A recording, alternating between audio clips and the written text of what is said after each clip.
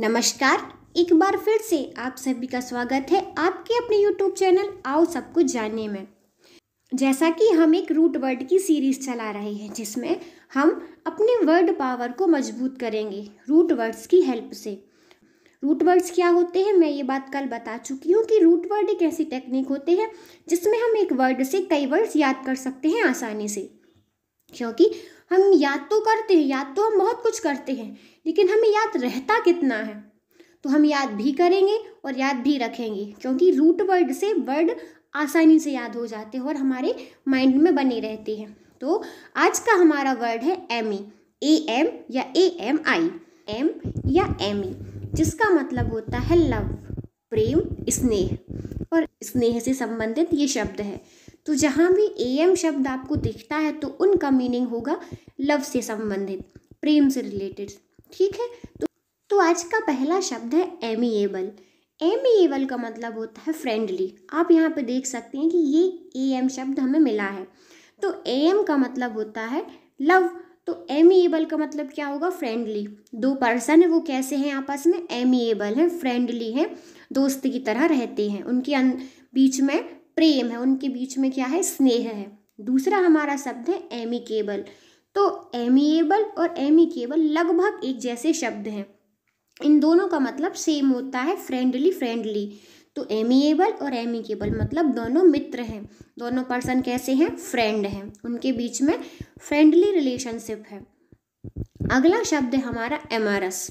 Amorous का मतलब होता है लविंग होना, पैशनेट होना। आपने सीरियल्स या टीवी में देखा होगा कि मेरा लविंग हस्बैंड है, मेरे फादर बहुत लविंग हैं, बहुत केयरिंग हैं। तो जो माँ अपने पुत्र के प्रति होती है लविंग, तो उसका मतलब क्या होता है, अमेरस, मतलब लविंग होना, पैशनेट होना, किसी के प्रति अपने मन में अच्छी फीलिंग होना, उनके लिए प्रेम होना, तो उसे बोलते हैं हम अमेरस। ठीक है, अगला हमारा शब्द है एमिटी। एमिटी में भी AM शब्द आया है, तो इसका मतलब होता है फ्रेंडशिप, मतलब दोस्ताना। तो एमिटी है, तो एमिटी मतलब होता है फ्रेंड, दोस्ताना। अगला शब्द है हमारा एमिलियोरेट।